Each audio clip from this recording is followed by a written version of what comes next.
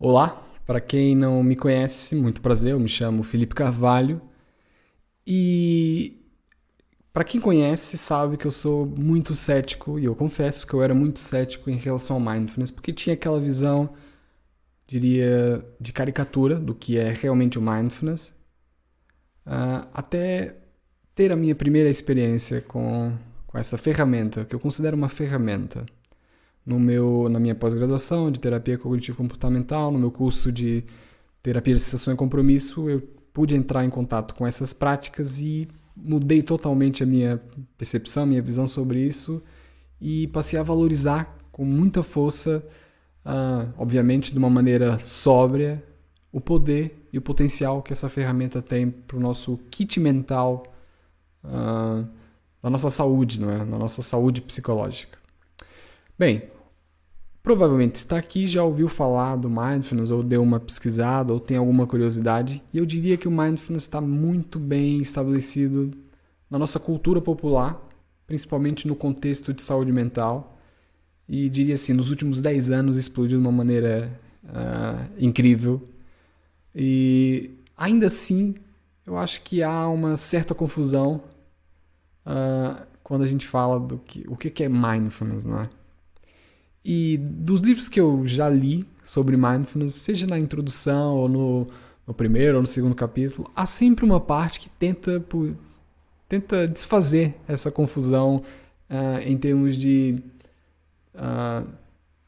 anular ou pelo menos mitigar essa visão caricata do mindfulness, né? Portanto, de que é uma atividade exótica, peculiar, muito particular, que é uma religião, ou que é o próprio budismo, apesar de ter alguma raiz no budismo, sim.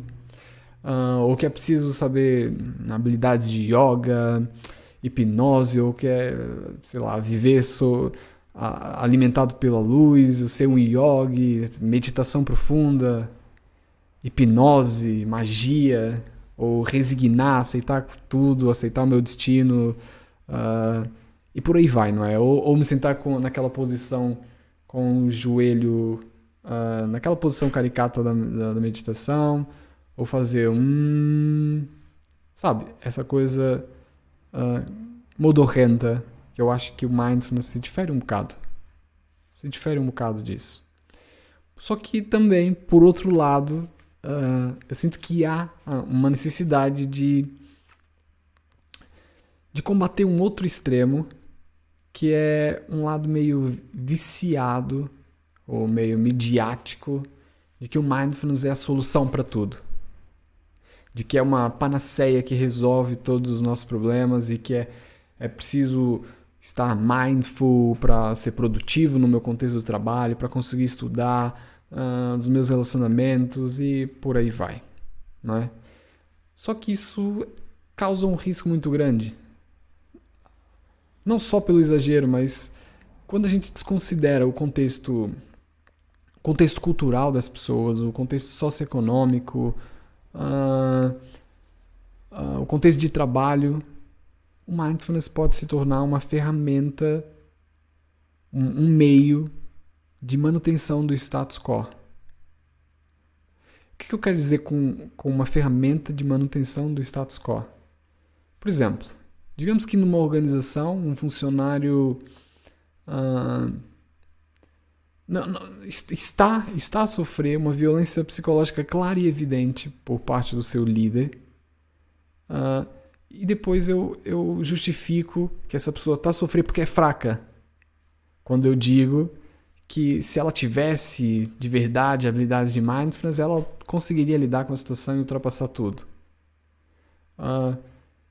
Só que isso centraliza demais a força na pessoa, não é? Centraliza demais a força no indivíduo, que o poder está consigo, sabe? Essa visão assim um bocado limitada, eu diria, que desconsidera o contexto que a pessoa está, não é? Ou seja, o mindfulness é uma habilidade importante, mas se o contexto que a pessoa está inserida, está envolto de dificuldades, o mesmo contexto continuará envolto das dificuldades. O mindfulness não vai mudar isso. Ter habilidade de mindfulness não mascara, não acaba com o sofrimento, não, nada disso. Eu diria assim, que ter habilidades de mindfulness pode ser uma ferramenta para mudar a sua rota. Isso sim.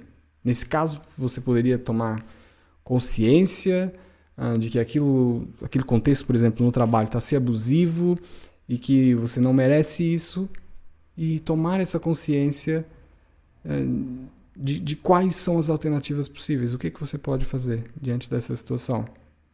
E se aproximar daquilo que realmente tem significado para você, não é? Portanto, é uma ferramenta que será muito útil como um meio, não o destino final. Como um meio para a sua tomada de decisão com maior propriedade, e não porque está a fugir ou somente a tentar evitar o desconforto de qualquer jeito. Não. Mindfulness, portanto, é uma ferramenta que é mais parte do caminho, como um meio de tomada de decisão, não é o destino final. Ok? Portanto, o Mindfulness aqui nesse nosso programa será basicamente definido como uma forma de treinamento mental que nos ajuda a construir uma maior clareza mental que nos permite apreciar a vida e nos aproximar daquilo que valorizamos.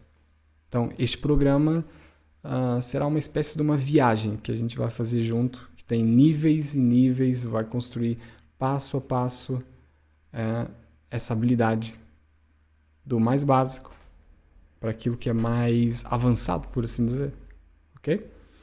Então, eu diria assim, uma coisa que não é todo mundo que vai fazer parte desse programa, que faz terapia comigo, mas eu alerto sempre os meus clientes por uma coisa que é, para além das técnicas, para além das abordagens teóricas que um psicólogo ou que a gente utiliza, a nossa relação e os processos são a coisa mais importante daquilo que a gente faz. É aquilo que nos permite prever bons resultados. É a nossa relação e os processos. Então eu valorizo demais o processo. O que eu quero dizer como processo aqui? Vou explicar melhor um bocado.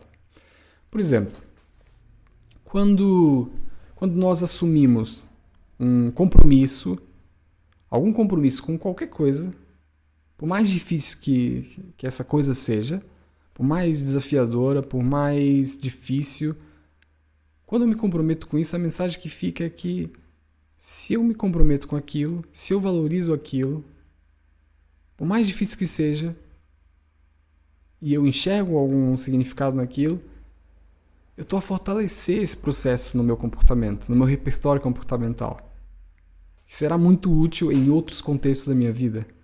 Portanto, ao separar uma pequena parte do meu dia para me comprometer com aquilo,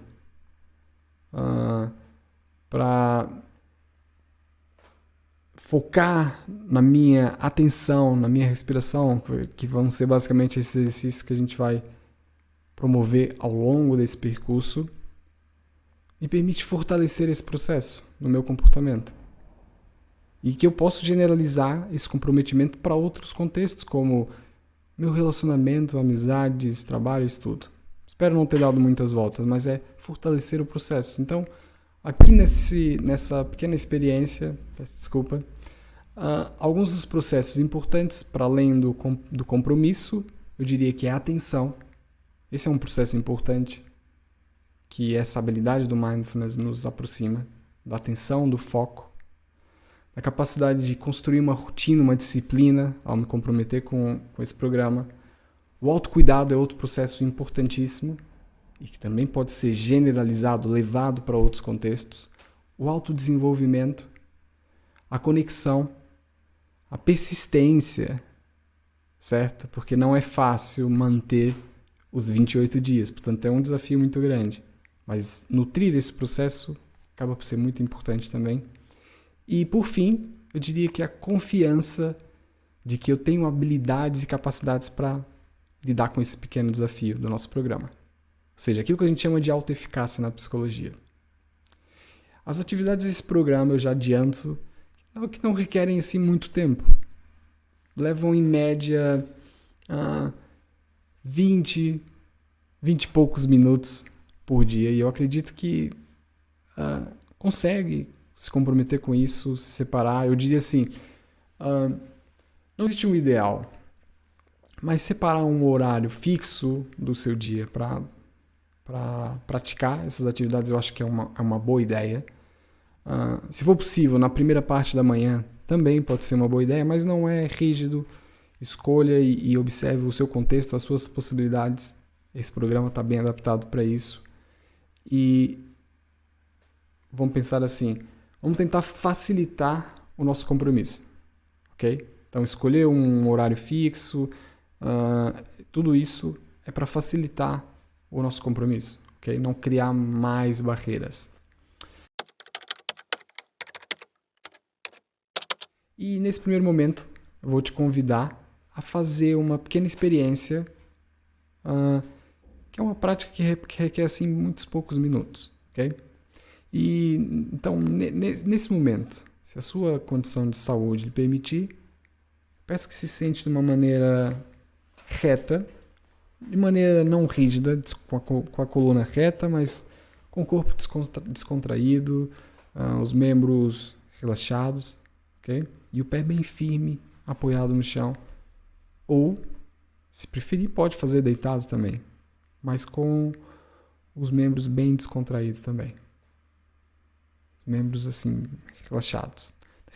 Soltos, ok? Portanto, nesse momento, vamos utilizar a gentileza até na maneira como fechamos os olhos. Feche os olhos com delicadeza e concentre a sua atenção na sua respiração à medida que o ar flui enquanto inspira e expira. O ar entra e sai do seu corpo.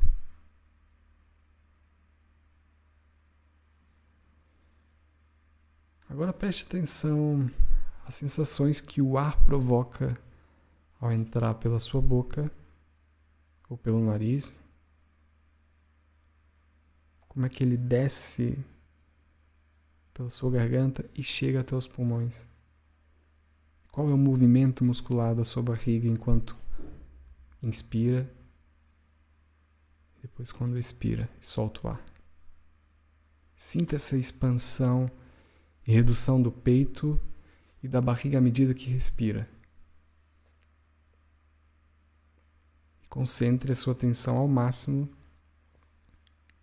quanto conseguir, onde as sensações forem mais chamativas, mais fortes.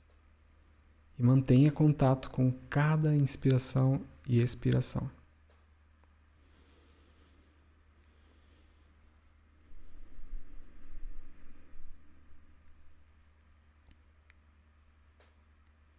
Eu vou apenas lhe pedir que observe a respiração sem tentar alterar nada, sem modificar nada. Sem esperar que algo de mágico ou especial aconteça.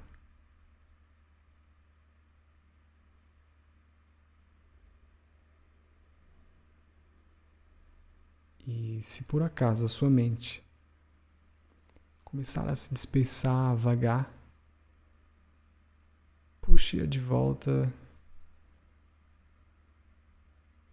de uma maneira suave para a sua respiração, enquanto inspira e expira. Saiba que não há problema a sua mente se dispersar.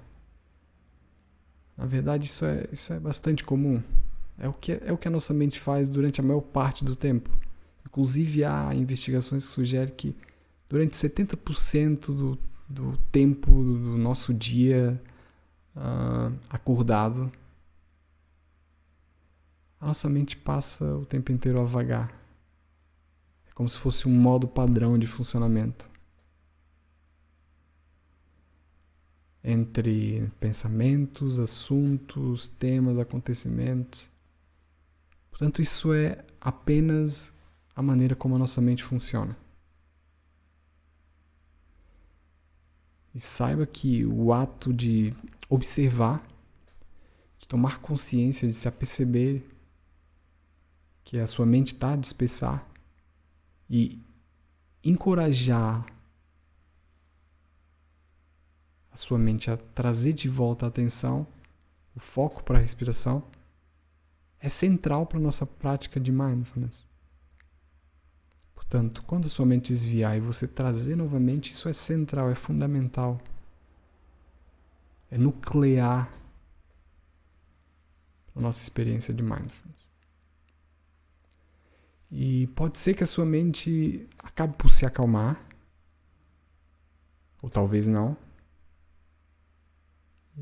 Se ela se acalmar, saiba que isso pode ser transitório. E não é o objetivo número 1 do mindfulness, ficarmos com a mente em branco, esvaziada. Isso não é o objetivo do mindfulness. Em muitas ocasiões, na verdade, a mente pode começar a encher-se de avaliações, imagens, pensamentos, emoções potentes e grandiosas como medo, raiva, estresse ou amor.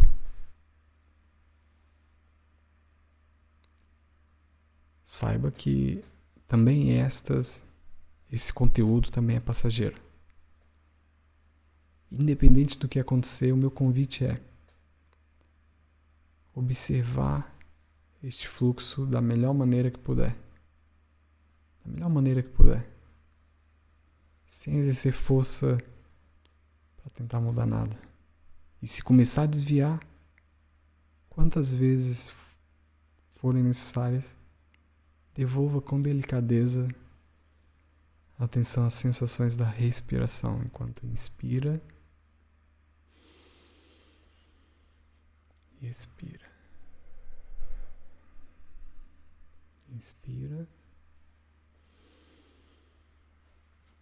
e expira. Para algumas pessoas, o tempo nessa experiência pode ter passado muito depressa. Para outras, o tempo parece que parou, que estava mais lento. Mas saiba que se chegou até aqui, acabou de se comprometer com uma experiência, com um desafio. Permaneceu aqui por quase ou aproximadamente 10 minutos. Portanto, nesse momento, eu te convido a abrir os olhos com a mesma delicadeza com que fechou. Repare e assimile o ambiente à sua volta. Os sons e as cores dos objetos à sua volta. E você está aqui. Obrigado e até a próxima.